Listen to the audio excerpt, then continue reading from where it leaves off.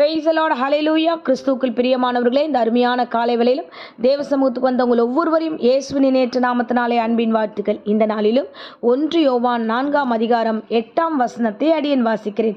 தேவன் அன்பாகவே இருக்கிறார். ஆமென், ஹல்லேலூயா.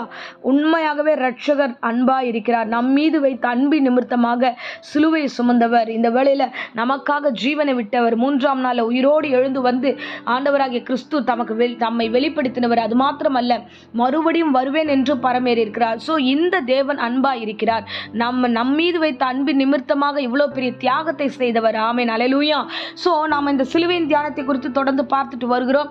இன்றைய தியானத்தில் 3ஆம் வார்த்தையை குறித்து நம்ம வாசிக்க போகிறோம். பாருங்க, தேவன் எவ்வளவு அன்பா இருந்து தன்னுடைய தாயையும் தன்னுடைய சீஷனையும் எப்படி ஆண்டவர் கனெக்ட் பண்ணி பேசுகிறார் என்பதை பார்க்கலாம்.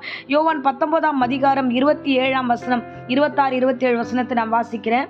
இயேசு தம்முடைய தாயை அருகே நிற்கிற தமக்கு அன்பான சீஷனை கண்டு தம்முடைய தாயை நோக்கி, ஸ்திரீயே, இதோ உன் மகன் என்றார்.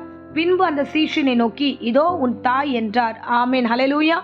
2 பேரும் நிற்கிறாங்க. அவர் சிலுவையில் வந்து இருக்கும்போது அந்த டைமில் கீழே பார்த்தீங்கன்னா இந்த மரியாள் அம்மாவும் நிற்கிறாங்க, யோவானும் நிற்கிறார். ஸோ இவங்க 2 பேரும் நின்றுட்டு இருக்கும்போது அங்கே வந்து தன்னுடைய அன்பான ஒரு காரியத்தை அங்கே வெளிப்படுத்துகிறார். பாருங்க, யாரையும் கர்த்தர் வந்து திக்கற்றவர்களாக விடவே மாட்டார். இப்போ அவர் மரிக்க போகிறார். அந்த தாய் அழுது கொண்டிருக்கிறாங்க. அந்த அழுது கொண்டிருக்கிற தாய்க்கு ஒரு மகன் தேவை. இவர் தான் வீட்டுக்கு முதல் மகன்.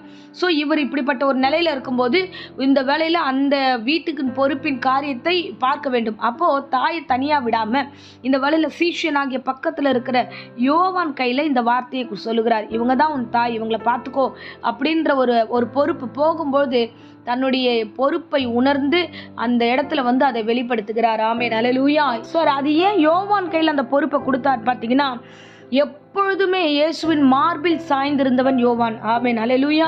நீங்கள் நிறைய காரியங்களில் யோவானை குறித்து நம்ம வாசிக்கலாம். அப்போது தேவன் எல்லாருக்கிட்டே அன்பாக இருக்கிறாரு. அந்த அன்பை புரிந்து திரும்ப அன்பு செலுத்துகிறவனாக யோவான் காணப்பட்டான். ஆமென், ஹல்லேலூயா. அப்படின்ற போது யாரெல்லாம் தேவனிடத்தில் உண்மை உள்ளவர்களாக இருக்கிறார்களோ அவர்களுக்கு எல்லோருக்குமே ஆண்டவர் தாமே பொறுப்பு தர வல்லவராக இருக்கிறார். ஆமென். இப்போ பார்த்தீங்கன்னா, அவர் அன்பாக இருந்தார். கடைசி தருணம் 12 சீஷர்கள், அதில் யூதாஸ் ஒருத்தன் காட்டி கொடுத்துட்டு அவன் போய்விட்டான், மரித்து போனான். மற்ற இருக்கிற சீஷர்கள் யாருமே அந்த இடத்துல இல்லை. அவரை சிலுவையில் அடிக்கும்போது இங்கே மரியாளும் அந்த இடத்துல யோவானு மட்டும்தான் இருக்கிறாங்க. எல்லாரும் சிதறடிக்கப்பட்டாங்க. இவன் உண்மை உள்ள அன்பை உணர்ந்தபடினால எல்லா சூழ்நிலையில், நெருக்கடியான சூழ்நிலையில் கூடவே இருந்து வந்தான் அன்பான சீஷனாகிய யோவான். ஆமென், ஹல்லேலூயா. ஸோ அந்த அன்புள்ளவன், அந்த இயேசு செலுத்தின அந்த அன்பை உணர்ந்து புரிந்து கூடவே இருந்து ஒவ்வொரு இடங்களில் சாட்சியாய் வாழ்ந்தவன். அதனால தான் தேவன் தாமே அந்த பொறுப்பை கொண்டு தன் தாயை அவனிடத்தில் ஒப்பு கொடுக்கிறார். ஆமென், ஹல்லேலூயா. ஸோ இந்த வேளையில் தேவனாகிய கர்த்தர் இந்த சத்தியத்து மூலமாக நம்மோடு கூட பேசுகிறார்.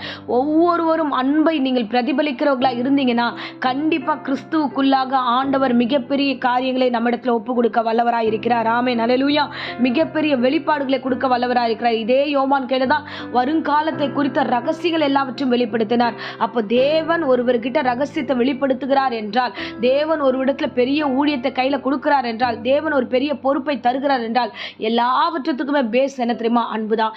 தேவன் அன்பாகவே இருக்கிறார். அவர் அன்பை புரிந்து கொள்ளுகிற எல்லோருக்கும் பெரிய ஆசீர்வாதத்தையும் பெரிய பொறுப்பையும் பெரிய ஊழியத்தையும் பெரிய மகிமையான காரியத்தையும் கர்த்தர் செய்ய வல்லமுள்ள தேவனாயிருக்கிறார். ஆமென், ஹல்லேலூயா.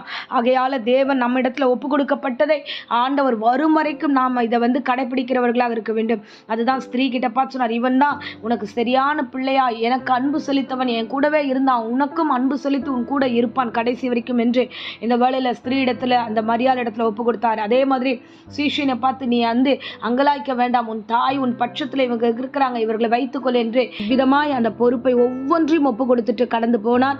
இம்மட்டும் கர்த்தர் நடத்தினார், இனியும் உங்களை நடத்த வல்லவராய் இருக்கிறார். ஆமென். ஸோ தேவன் தாமே அன்பாய் இருக்கிறார். நாமும் அன்பாய் இருந்து அநேக காரியங்களை செய்வோம். கர்த்தர் நம்மை ஆசீர்வதிப்பார். இப்போதும் அடியேன் உங்களுக்காக ஜெபிக்கிறேன். அன்பு ரட்சகா, இந்த அருமையான தருணத்துக்காய் ஸ்தோத்திரம். ஆண்டவரே, இந்த பிரசங்கத்தை கேட்ட ஒவ்வொரு பிள்ளைகளையும் நீர் ஆசீர்வதிப்பீராக. நீர் அன்பாகவே இருக்கிறீர். எங்கள் மத்தியில் அசைவாடுகிற தேவனாய் இருக்கிறீர். ஆண்டவரே, உமக்கு ஸ்தோத்திரம். இந்த அன்பை புரிந்து கொள்ளத்தக்கதாய் ஒவ்வொருவரையும் ஆண்டவரே அப்பா புரிதலோடு நடத்துங்க. அதன்படி பெரிய ஆசீர்வாதங்களை பெற்றுக்கொள்ள கிருபை தருவீராக. தொடர்ந்து காத்துக்கொள்ளும் தேவ பிரசனம் கூட இருக்கட்டும். அளவில்லாமல் ஆண்டவரை நிரப்புங்க. எல்லா பயத்துக்கும் நாச மோசங்களுக்கும் கர்த்தாவே நீர் விலக்கி பாதுகாத்து வழி நடத்துவீராக.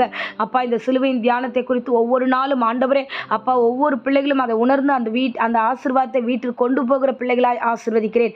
இயேசு நாமத்தினால் இந்த வேளையில் அந்த பிரசங்கத்தை கேட்டுக்கொண்டிருக்கிற ஒவ்வொருவரையும் ஆண்டவரே தனித்தனியாக பேர்பராய் ஆசீர்வதியும். ஒரு வேளையில் கர்த்தாவே வியாதியோடு பலவீனத்தோடு இந்த வேளையில் அப்பா இந்த பிரசங்கத்தை கேட்டுக்கொண்டிருந்தா பூரண சுகத்தையும் ஆரோக்கியத்தையும் பலத்தையும் கர்த்தர் கூடுதலாய் கொடுத்து ஆசீர்வதித்து வழிநடத்துவீராக. தொடர்ந்து காத்துக்கொள்ளும், பலப்படுத்தும், வழிநடத்தும், ஆசீர்வதியும். இயேசுவின் நேற்று நாமத்தில் ஜெபித்து ஆசீர்வதிக்கிறேன் நல்ல பிதாவே. ஆமேன். ஆமேன். Praise the Lord. God bless you.